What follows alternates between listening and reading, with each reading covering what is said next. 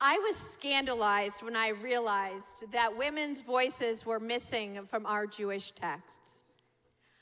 I wish I could say that I was a precocious child who recognized it when I first learned Bible studies in Sunday school, but truth be told, I was well into my 20s before it was pointed out to me. I remember the exact moment.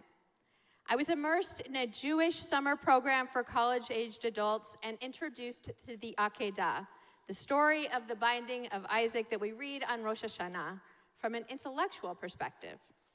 They asked me, "Where is Sarah?" In case you're wondering, she's not there. Not even a little bit. And I wondered, how could this story that is so important in our Jewish identity, where Abraham takes his son up to the mountain to offer him as a sacrifice, be absent of Isaac's mother, Sarah? And it's not the only one like this. Women's voices are rarely heard in the Torah. Women's experiences rarely shared. Women rarely named except to be Noah's wife, Lot's wife, Pharaoh's daughter. That is, until the feminist movement revealed them through the genre of modern midrash, claiming the voices, responses, emotions, struggles, beliefs, names, and experiences of women. I have always loved midrash, the traditional interpretation of text by the ancient rabbis who imagined what happened behind the scenes and provided the depth and context to the stories that aren't written explicitly on the page. But feminist midrash, written by women rabbis, scholars, and theologians, takes midrash to an entirely new level, and I, too, decided to follow their lead. 23 years ago this week, I was ordained as a rabbi by the Hebrew Union College, and I wrote my thesis about this very theme, focusing on the character of Hagar, complete with my own midrash, envisioning the real relationship between her and Sarah. Later on in my rabbinate, though, years ago, I dressed up as Vashti and told the Purim story from her perspective. And similarly, I donned my Ruth costume for the high school confirmation class and invited the students into my tent to tell her story. Perhaps we take this kind of thing for granted these days, especially since the publication of the Women's Torah Commentary, written by women and highlighting women in the Torah. But let's not forget that it was the early women rabbis who finally gave voice to the women of our Jewish text, and in so doing, opened the text to all of us, welcoming us into those pages and beckoning us as we found our own stories and experiences there alongside these characters, finally recognizing our contribution to Jewish tradition. Baruch atah Adonai, Eloheinu melech ha'olam shelo asani isha. Blessed are you, Adonai, our God, sovereign of the universe, for not having made me a woman. Now, when I was about 10 years old, almost 25 years after Sally Prezand was ordained, my home congregation in Austin hired its first female rabbi. Rabbi Elizabeth Dunsker was young and smart, cool and strong. She was a presence on the bima, and she treated kids like they were worthy of her full attention, like we were full and complete humans whose ideas and thoughts really mattered. Now, I remember studying with Rabbi Dunsker for confirmation, which was last night, when I first came across this startling prayer, which is taken straight from the traditional Nisim B'chol Yom, our daily miracles, through which our people offer our gratitude to God for the absolutely wondrous, astounding opportunity to experience our lives. She held my pain when I read that blessing for the first time. She shared her own. And she helped me shape my anger into something I could touch. And it was that vulnerability, that willingness to be fully present with me, really with all of us, that I've carried with me into my own rabbinate. We ask a lot of you, our beloved congregants. We ask you to trust us with your highest highs and your lowest lows. We hold you when you are broken. We lift you up when you are proud. We raise your children alongside you and laugh with you and keep your secrets close to our hearts. But unlike the older patriarchal model of the not-so-distant past, when rabbis were warned to uphold distance between themselves and their congregations, we have brought our whole selves to you too, because trust goes both ways. We have shared our highest highs and lowest lows. You've held us when we are broken and lifted us up when we've been proud. You have raised our children alongside you and kept our secrets close to your hearts. And I can't stop thinking about the sermon I gave a couple of years ago on the high holidays about my dear friend Mich, who died so tragically, and how for weeks afterward, I kept finding my favorite candy that I'd mentioned in the sermon left in my desk in my office.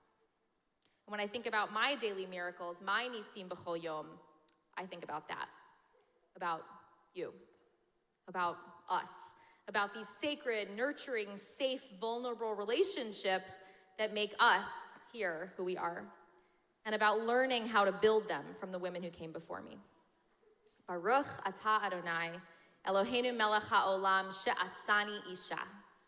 Blessed are you, Adonai our God, source of life, for making me a woman. I immerse today in celebration of my ordination. May this immersion help move me from what has been, and may my heart be open to what is yet to come. Baruch atah Adonai, blessed are you, Adonai our God, majestic Spirit of the universe, who makes us holy by embracing us in living waters. The first time I immersed in the mikvah and offered this prayer was the day before I was ordained as a rabbi. As I was led through the ritual, I was awash in emotion. It was an unexpected but intense spiritual moment. Immersed in the water, I let go of the stress of finishing my thesis, searching for my first rabbinic job, and embraced, even celebrated, the new role I was about to be given. I emerged from the mikvah feeling changed, ready to stand in front of the ark to receive my smicha, becoming a rabbi. Over the years, when asked why I wanted to be a rabbi, I often answered that I hoped to share with others each moment in their lives, celebrating their happiest milestones, helping them grieve at their most sorrowful. I knew our traditional milestones, a bris, a bar mitzvah, a wedding, or a funeral would be meaningful. And participating in those experiences with so many of you has been the highlight of my rabbinate. But I didn't know the many newer rituals that we would share. Rituals forged by 50 years of women in the rabbinate. Rituals making space for the more liminal moments in our lives, celebrating or grieving the oft unspoken. An immersion in the mikvah for a woman after a miscarriage, or for someone struggling with infertility. A ceremony in front of the ark for one reclaiming a name following a divorce, or for an older child who never received a Hebrew name. A monthly Rosh Chodesh group honoring the new moon. Creative rituals to celebrate a birth, introducing Torah to a group of 2-year-olds, or blessing my daughter's class as they graduated from RECC. These rituals make moments sacred that could have been mundane or frightening or overwhelming. Those women upon whose shoulders I continue to stand have brought a new understanding of our life cycle moments, a recognition that the divine is present at every moment in our lives, and we should celebrate that presence with blessing and with ceremony. There is no moment, no life transition where we cannot bring holy space. Creative liturgy, blessing, and immersion in our mikvah all have provided doors to develop more profound spirituality and a greater connection to our Jewish tradition. May all these rituals, these transitional moments, help to move us from what has been, marking our celebrations and our sorrows. And may our hearts be open to finding the divine in the moments yet to come. For centuries, women have been asked to behave like ladies, to dress properly, speak softly, and follow whatever cultural rules their time and place laid out for them. Basically, to suppress who they are, their wants, needs, aspirations. I am proud to say that from my reading, our biblical mothers didn't care about any of that, and I love them for it. Sarah laughed. Rebecca orchestrated the birthright switch. Ruth chose to stay with Naomi. Hannah did not stop praying for a child. These women, for much of their lives, were subject to the wills and whims of the men around them. They were married off, bartered, borrowed, and discarded, and still, they each found ways to remain true to themselves. All the while, the one ask was to have God's protection for them and for their children. They are my inspiration. If there is one thing I strive to be and remain, it is myself. There is always room for improvement, and I am still figuring out who that is. But I promise you, you will find the same person when you see me in my overalls as when you see me in a suit. I will give you the same heart, the same compassion, and the same sense of humor. I see this kind of authenticity in my friend Rabbi Sue Shankman. She is the first female senior rabbi at Washington Hebrew Congregation in Washington, D.C. In their 150-year history, they have only had 6 senior rabbis. Rabbi Shankman is the 7th. Rabbi Shankman is the same kind, caring, compassionate, brilliant mom of 3 on the bima as she is off the bima. I promise you, if you met her, you would want to invite her to your house for dinner and make sure she left your new best friend. That is what I strive for every single day. I am beyond honored to be a rabbi at Temple Israel, the largest Reform congregation in the country with its own storied history. And still every day I promise you this: I will remain the same person whether you see me walking my dog or I'm about to marry your grandchildren. And as I move through life facing challenges and joys, I will ask for God's protection just the same, for myself, for my family, for my congregation, and remain true to who I am. We are your rabbis. We have woven the voices of women into our history, broken our stories wide open, wide enough for all of us and for those who come after.